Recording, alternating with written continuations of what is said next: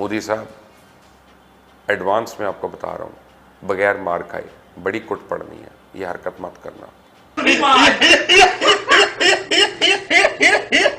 नमस्कार, जय हिंद। आप देख रहे हैं आर्मी चैनल को। आर्मी सबसे पहले, भारत में राफेल के आने से पाकिस्तान और चाइना में बौखलाहट फैली हुई है, जिससे पाकिस्तान अपने को और चाइना को ताकतवर बता रहा है। देखिए इस वीडियो में। अगर आप हमारे चैनल पर नए हैं तो प्लीज़ हमारे चैनल को सब्सक्राइब करें, साथ में नोटिफिकेशन बेल को दबा दें ताकि आने वाली वीडियो की आपको नोटिफिकेशन मिल जाए।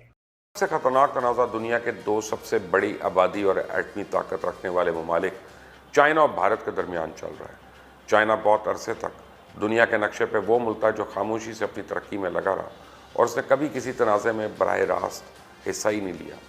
और इस दौरान उसने खुद को इतना मजबूत कर लिया कि किसी भी मुल्क के लिए चाइना की मुआशी, सफारती और दिफाई ताकत का अंदाज़ा लगाना मुश्किल था। लेकिन जब से ये साल शुरू हुआ है, चाइना ने वबा पर काबू पाने के साथ साथ जिस तरह से अपनी खामोशी तोड़ी है, इससे तो अमेरिका भी परेशान हो गया।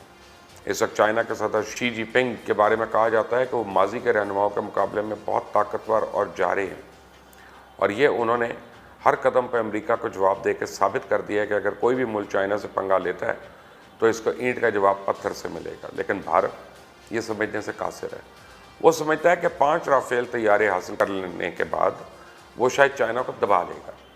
चाइना और भारत के दरमियान पिछले 40 सालों में ऐसा कोई तनाज़ा नहीं हुआ था कि भारत अंदाज़ा लगा सकता कि अगर कोई झड़प होती है तो चाइना किस तरह से रिएक्ट करे, जबकि इंडिया और पाकिस्तान के दरमियान मौजूदा लाइन ऑफ कंट्रोल खित्ते की वो सरहद है जिसमें बाज़ाब्ता जंग ना भी हो तो कोई ना कोई कशीदगी चल रही होती है, और इसकी वजह से भारत की जंगी सलाहियतों के बारे में अंदाज़ा लगाना कुछ मुश्किल नहीं।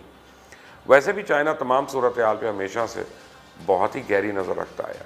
गुज़श्ता बरस 5 अगस्त को भी जिस तरह इंडिया ने मकबूजा कश्मीर की हैसियत तब्दील की, पार्लियामेंट में एक आइनी तरमीम के ज़रिए जम्मू और कश्मीर और लद्दाख को मरकज़ के ज़ेरे इंतज़ाम इलाका करार दिया। सिर्फ यही नहीं, हुकूमत ने एक करारदाद में चाइना के ज़ेरे इंतज़ाम अक्साई चिन को भी चाइना से वापस लेने का अज़म कर लिया। अब मशरक़ी लद्दाख के एक बहुत बड़े हिस्से पर चाइना अपनी मिल्कियत का दावा करता रहा है। कश्मीर और लद्दाख से मुतल्लिक़ पार्लिमानी तरमीम से चाइना में तशवीश पैदा हुई, और फिर वायरस फैलने के बाद जब अमेरिकन प्रेसिडेंट डोनाल्ड ट्रंप ने वायरस को चाइनीज़ वायरस का नाम दिया और WHO पर भी इल्ज़ाम लगाया कि चाइना की हिमायत कर रहा है, तो इंडिया ने भी अमेरिका का साथ दिया। यहाँ तक कि इंडिया के एक प्राइवेट सेक्टर बैंक में चाइना के सेंट्रल बैंक के ज़रिए 1% शेयर्स खरीदने के बाद इंडिया ने एक ऑर्डिनेंस के ज़रिए चाइनीज़ कंपनियों की बराह रास्त सरमायाकारी पर भी पाबंदी लगा दी। अब जिसके बाद ये सर्द जंग जो है जून के दरमियान में वादी गुलवान में होने वाली एक झड़प की सूरत अख्तियार कर गई, और इस झड़प में बड़ी तादाद में भारतीय फ़ौजियों की हलाकत और बाद में भारतीय सियासतदान, दानिश्वर और अवाम को इस नुकसान का बहुत शिद्दत से एहसास हुआ। लेकिन मोदी का जंगी जुनून किसी तरह ठंडे होने वाला तो था नहीं। इसने ऐसे फैसले करने शुरू कर दिए कि अब तो बाकायदा जंग की तैयारी की जा रही है। साथ ही अमेरिका भी इस मौके का भरपूर फ़ायदा उठाना चाहता था, और वो चाइना को भारत के साथ उलझा कर अपने आप को सुपर पावर के दर्जे पर कायम रखना चाहता है। इसीलिए अमेरिका, इंडिया और चाइना के दरमियान इख्तलाफात को खूब हवा दे रहा है। यहाँ तक कि अमेरिका ने भारत को ये भी कह दिया कि वो चाइनीज़ प्रोडक्ट्स पर अपना इन्हिसार कम से कम कर दे।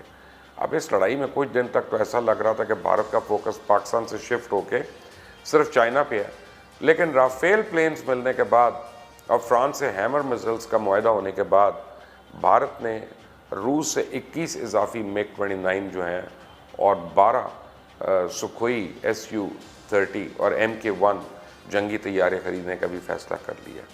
अब मोदी जब से इक़्तिदार में आया, इसकी तब से ही ख्वाहिश थी कि खित्ते में कोई ना कोई आग लगाई जाए ताकि ख़ुद को एक मजबूत मुल्क बनाकर पेश कर सके। सोने पे सुहागा इंडियन मीडिया, वो ऐसे जश्न मना रहा है जैसे इन 5 तैयारों की सूरत में न जाने क्या अलादीन का चिराग भारत के हाथ लग गया, अब वो जो चाहे कर सकता है। भारतीय मीडिया की इस वक्त तो पूरी कोशिश है कि इस लड़ाई को इतनी हवा दी जाए कि भारतीय फ़ौज सिर्फ चाइना पर ही नहीं बल्कि पाकिस्तान पर हमला कर दे। और भारत ने 5 राफेल तैयारे क्या हासिल कर लिए, इस खुशी में मोदी सरकार और भारत का जुनूनी मीडिया दोनों भूल गए कि इनका मुकाबला चाइना से, जो सिर्फ दुनिया का दूसरा सबसे ताकतवर मुल्क है। चाइना, जिसके बारे में खुद दूसरे ममालिक अभी एडमिट कर रहे हैं कि वो अमेरिका को भी पीछे छोड़ने के करीब है, टेक्नोलॉजी और रिसर्च में बहुत आगे निकल चुका है।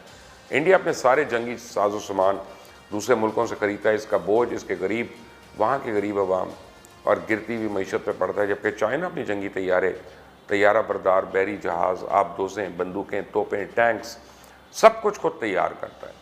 मुल्कों के जंगी साजो सामान का तजिया करने वाले मारूफ इदारे फायर पावर के मुताबिक तो इंडिया का सालाना दिफाई बजट $71 बिलियन था, जबकि चाइना का $261 बिलियन।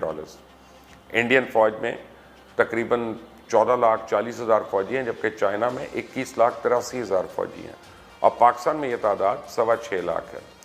चाइना के पास जंगी तैयारों की तादाद 3,210 है, इंडिया के पास 2,023 है और पाकिस्तान के पास तकरीबन 1,000 के करीब तैयारे हैं। चाइना के पास फौजी नौइयत के 911 हेलीकॉप्टर, इंडिया के पास 722 हेलीकॉप्टर्स और इंडिया के पास तकरीबन 4,200 और चाइना के पास 13,000 टैंक्स भी हैं।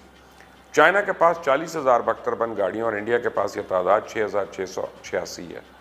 इंडिया के पास एक तैयारा बरदार बहरी जहाज़ है, चाइना के पास इनकी तादाद ज़्यादा है और इंडिया के पास 16 आबदोज़े हैं तो चाइना के पास 74 आबदोज़े हैं, जबकि पाकिस्तान के पास 8 आबदोज़े हैं। इंडिया के पास 346 हवाई अड्डे हैं, चाइना में इनकी तादाद 507 है और सेपरी की रिपोर्ट के मुताबिक इंडिया के पास 150 जौहरी बम जबकि पाकिस्तान के पास 160 बम होने का अंदाज़ा है। चाइना के बारे में ख्याल किया जाता है इसके पास 320 जौहरी बम है। खित्ते में सिर्फ चाइना पाकिस्तान गहरे दोस्त हैं, भारत तनहा रह गया और इन हालात में भारत को कुछ सोच लेना चाहिए कि अगर वो अमेरिका की थपकी पे चाइना या पाकिस्तान से पंगा लेता है तो इसका हशर क्या होता है। मोदी साहब, एडवांस में आपको बता रहा हूँ, बगैर मार खाए बड़ी कुट पड़नी है, ये हरकत मत करना।